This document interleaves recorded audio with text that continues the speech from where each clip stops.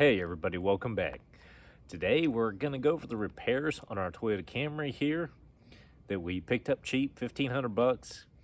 So we'll talk about the repairs on it. We'll probably pull the front bumper cover, replace the headlights in here as well, because we got some new black housing headlights for it. So let's get started. Alright, so let's get into it. This Camry had three main mechanical issues. It's leaking oil. We had a P0016, it's like a cam timing code, and our traction control light was on. So with these Toyota Camrys, usually the traction control light has to do with the braking system. Either you need new brake pads, your brake fluid is low, it's usually something simple. For us, it happened to be low brake fluid. Just barely, I guess it was just barely low enough to trip the sensor. So we put a little brake fluid in it. Traction control light's gone. As far as our other codes, it was something simple as well. All leads back to one area. If you saw my previous video, this was just disgusting up here, covered in oil. We still have our broken clips here. We're waiting on parts to come in. We'll end up snipping all these off and replacing all the plug ends. But our big issue was this VVT solenoid right here. There's actually an O-ring that goes in here. I temporarily just put one on until we get all our gaskets, and then I'll put the correct one in here. But this was leaking oil everywhere, and it was running down the back of the motor. So this stupid little solenoid right here was our main issue. And this was also the cause for our P0016 cam code, showing the timing was off because our two sensors weren't reading each other. So what we ended up doing was pulling our VVT solenoid out of here. We took a battery from a drill, got two wires with little alligator clamps, and we pulsated the power to this to open and close the little valve control in here. You clean it with brake fluid, brake cleaner, intake cleaner, or something to that effect. And then you have to re-oil it with, engine oil. After we put it in, our P0016 code clears, and it's all good. And a lot of times with that P0016 code, it could mean timing issues. So don't buy one of these cars based off that code, being the easy fix. It could very well have a timing issue. But the way ours was running was almost perfect. So that's why I figured, it's something simple, something that needed to be cleaned, like that VVT solenoid. It is a common issue in these, just, with the mileage, they get gunked up, don't work as well as they should. But with that being said, I got the valve cover gasket kit for it. It has the new O-rings for our VVT solenoid and a few things like that. We're also getting a new oil pan for the bottom of the engine because this one has some road rash, dents, and things like that in it. And that is leaking as well. So that's going to be the game plan here. We're putting a new oil pan on the bottom, new gasket down there. We are servicing our oil filter, putting a new gasket in there, which will fix that leak. We'll be doing our valve cover gasket with our VVT solenoid O-ring, and that'll fix pretty much all our leaks. From there, we'll replace these three plug ends. That way we don't have to worry about zip ties or them coming loose, things like that. We'll be doing new spark plugs in here as well. And we'll flush the transmission fluid because I don't think that's been done with the other lack of servicing that's been done on here. We'll have to address our power steering over there. We might have a power steering leak as well, but I'll have to look into that one a little bit more because we are low there. But as far as all our codes are gone, it's cold. We're doing a cold start, so the RPMs are a little high right now, but they'll calm down in a minute after we get some oil pumped through here and it warms up a little bit. As you can see, it's 43 degrees outside, somewhere in the ballpark, but no lights. I have our door open, seatbelt light flashing, but no check engine light, no traction control, and this thing runs pretty good. So mechanically, our car is pretty well sorted. Other than that, we have to polish out the paint because it is a little bit dull. Nothing big. It does have a little tiny spot on the back driver's side door where the paint's peeling a little, but again, 1,500 bucks, good running Camry. I mean, is this really a deal breaker right here? We have a ding. This little spot where the paint peeled off kind of looks like bird poop. Somebody tried to touch it up with touch-up paint, but it didn't work out so well. I pressure washed it and half that came off. So we had this little spot where the paint's peeling, kind of normal, especially on white vehicles, you know, 90s, 2000s, it happens. We have this little spot that'll probably polish out. Not sure what that is, but otherwise, I mean, a couple little dings, nothing big at all. So now it's time to swap out these headlights. You can see all the cracks and just how discolored they are. They aren't really worth trying to polish. You can, if you look close, you can see there's moisture inside there. So we just need to get rid of these things. So luckily, shout out to eBay Motors for this. It's about 69 bucks shipped after taxes, shipping, all that. We got new headlights. So let's take this bumper cover off, take these headlights out, and put the new ones in. So full disclosure, I am not a Toyota tech. I like Mercedes, Mopar, Chevrolets. This is probably the first Toyota I have worked on in, I don't know, a decade. 2017. Do the math on that one. All right, so getting started up top, we have these two weird Phillips bolts. Not sure what that's about. I've never seen things like this before.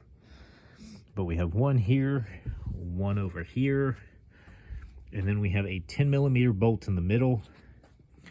And now our whole top section is loose. If you can see that. So, next up, probably the bottom. Get that one undone.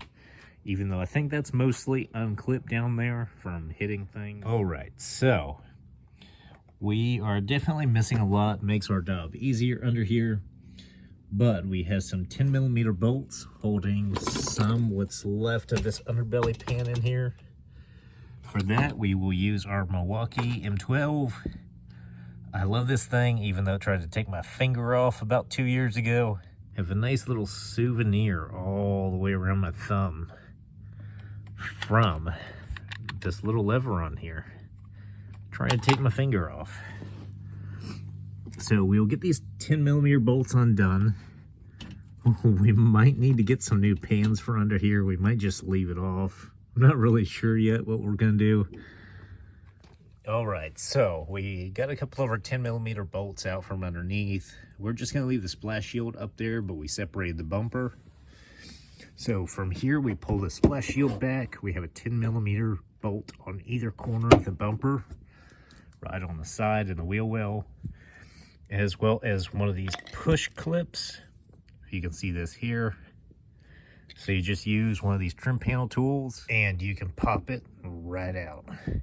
To get these headlights out, you have 3 10mm bolts, one here, one right here, and one right here in the corner.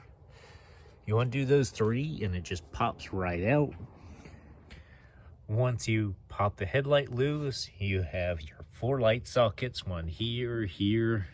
You have this one with a kind of weird plug on it, and then your blinker light. So you undo these 4, put them in your new headlight.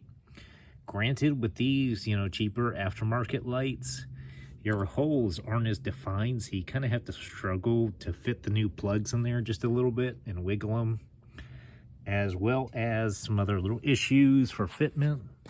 If you can see this here, our hole isn't even tapped, and even if it was, it's not big enough to fit over this right here, this little nipple thing that sticks out.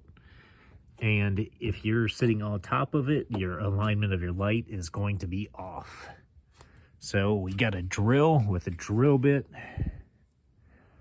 to just drill out the little hole a little bit and make it fit correctly. All right, so we're probably gonna put some brighter 5 or 6K bulbs in here instead. But look at the difference in these headlights. This kind of look great. And once it's lit up, you can really see the cracks. And it also projects these cracks on everything through the light. It's really kind of weird and annoying. So I'm glad we're getting rid of these. All right, so a minute ago, I was talking about fitment of how these bulbs twist into here. The ones I was really having an issue with was our innermost bulbs on each headlight. But There's 3 Phillips screws in each one, like so. So I took the 3 Phillips out of the original factory nasty headlights, and I put them into our aftermarkets. Because these are our aftermarkets. You can see I tried to file it down a little bit to get that bulb fitting in there better.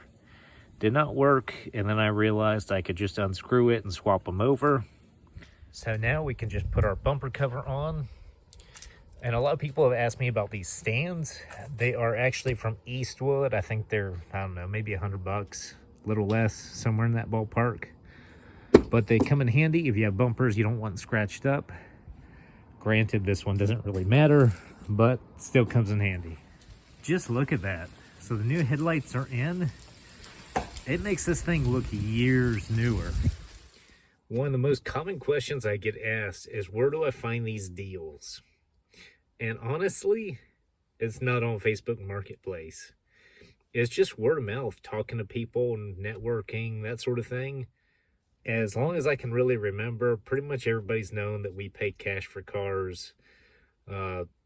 Sight unseen for the most part.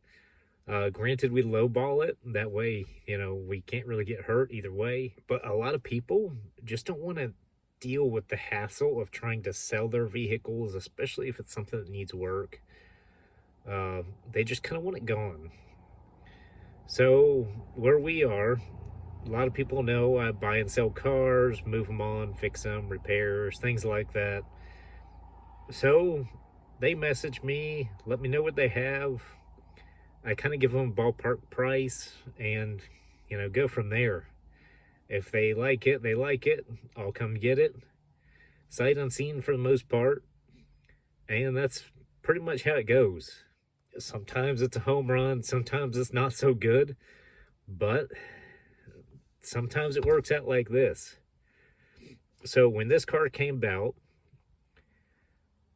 I wasn't really sure what to do with it. I knew it was a really good deal. I mean, just a Camry alone for $1,500. So I called my brother and I'm like, hey, I got this in the works. What should we do with it? And after talking to him a little bit, we decided we're going to give it away to someone we know that is in need of a vehicle for Christmas. Because realistically, for what this car is, you know, $1,500 buying the car.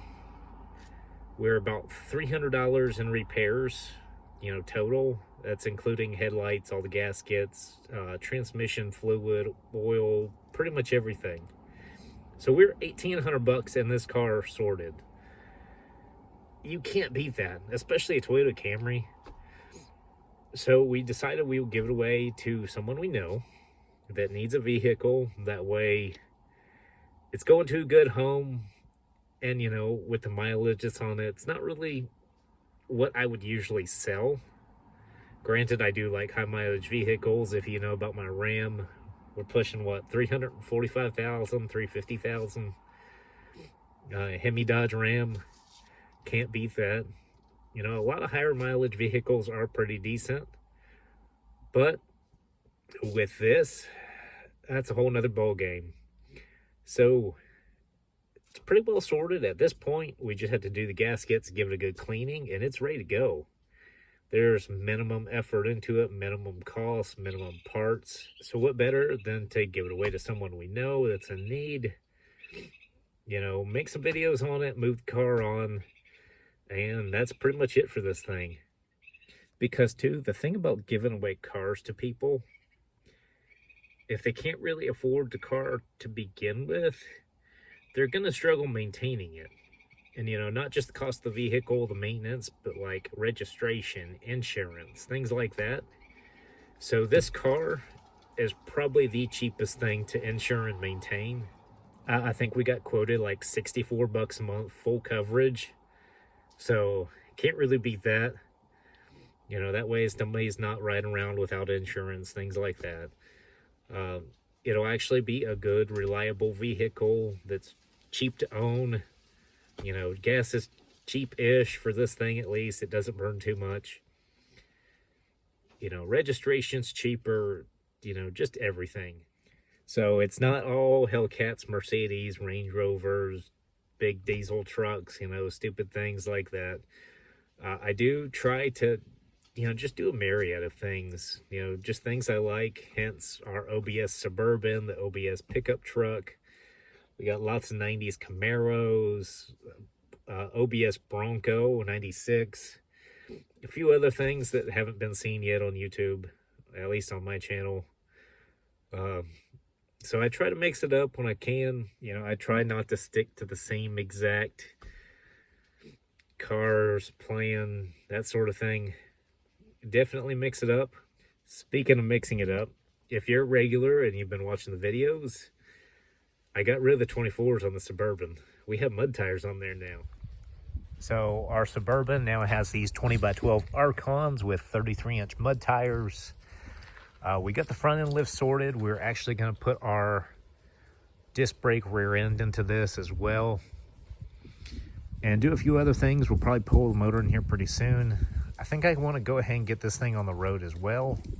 So this will probably be one of the next main projects coming up here, probably right around New Year's. We have a 383 stroker we're going to be putting in here, headers, you know, all the good stuff. So that'll be fun right after New Year's. This should be kicking off, because I definitely want to start driving this thing. I even have like heated seats and stuff we're going to be putting in here. So it'll be a fun one. Quite a bit different than the Camry, but if you like the Camry stuff, this will be a lot more in depth. Bigger project. So if you like the Camry content so far, be sure to like, subscribe, and follow along. We have quite a bit more coming. If you want to see more of this, where we're just kind of prepping cars to flip, then let me know in the comments down below. Maybe I'll start doing more videos on that. Granted, this one was quite easy, you know, little to no work involved in this one. Definitely not the usual flip.